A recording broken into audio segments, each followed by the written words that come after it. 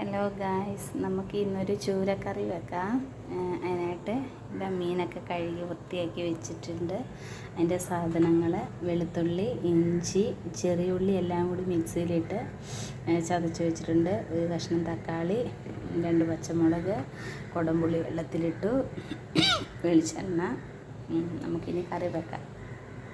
ചട്ടി ചൂടായിട്ടിരിക്കുകയാണ്. അതിലേക്ക് വെളിച്ചെണ്ണ ഒഴിക്കുകയാണ്.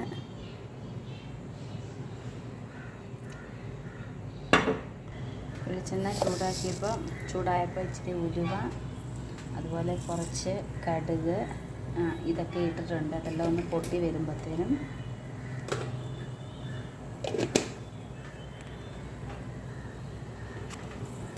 ഉലുവയും കടുകൊക്കെ പൊട്ടി വന്നപ്പോഴത്തേനും വെളുത്തുള്ളി, ഇഞ്ചി, ചെറിയുള്ളി എല്ലാം കൂടി ചതച്ചത് ഇട്ട് നന്നായിട്ട് വഴറ്റി കൊടുക്കുന്നു.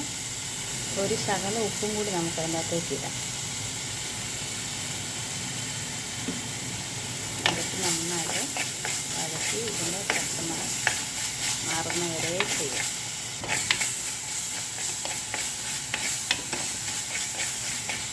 ആ കൂട്ടത്തിൽ തന്നെ തക്കാളിയും പച്ചമുളകും കറിവേപ്പിലയും കൂടി ഇടാം. നന്നായിട്ട് വഴറ്റി കൊടുക്കാം.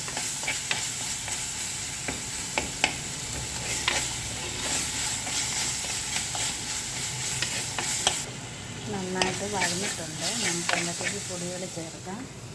മുളക് പൊടി, കുറച്ച് മല്ലിപ്പൊടി, കുറച്ച് മഞ്ഞൾപ്പൊടി ഇതിട്ടിട്ട് നമുക്ക് ഇത് പച്ചമണം മാറുന്നവരെ ഇളക്കി കൊടുക്കാം.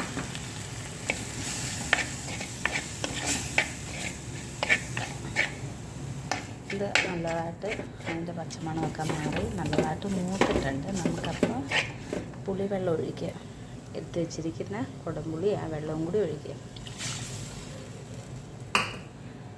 അത് നല്ലതായിട്ട് ഇളക്കി കൊടുക്കാം.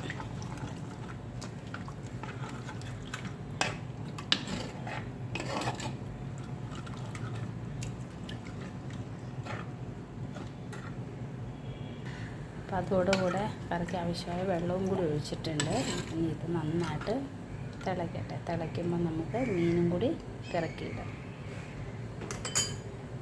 ഇത് നല്ലതായിട്ട് തിളച്ചിട്ടുണ്ട്. നമുക്ക് ഈ മീൻ കഷ്ണങ്ങൾ കറക്കി അതിലിടാം. ആ സമയം തന്നെ വെള്ളം തിളയ്ക്കുമ്പോൾ ഞാൻ ഇച്ചിരി മാങ്ങ കിട്ടിയിട്ടുണ്ടായിരുന്നു. അതുകൂടി അങ്ങോട്ട് ഉപ്പിലിടാൻ വേണ്ടി അരിഞ്ഞുകൊണ്ടിരിക്കുമായിരുന്നു. അപ്പം മീൻ കഷ്ണങ്ങൾ കറക്കി നമുക്കിടാം.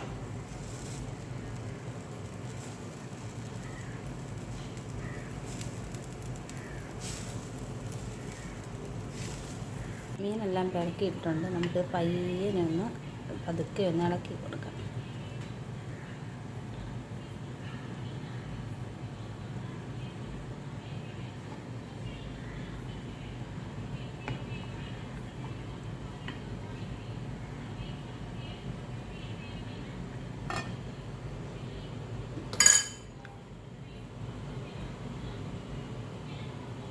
ഇതൊന്ന് മൂടി വെക്കാം.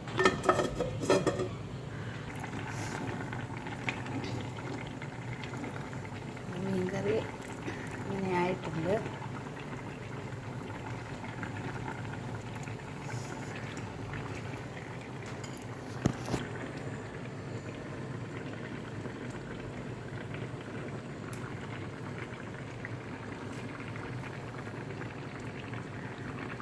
ഇച്ചിരി ഒരു കരിയാപ്പില ഇട്ടിട്ട് നമുക്ക് കറി ഒന്ന് ഓഫാക്കി.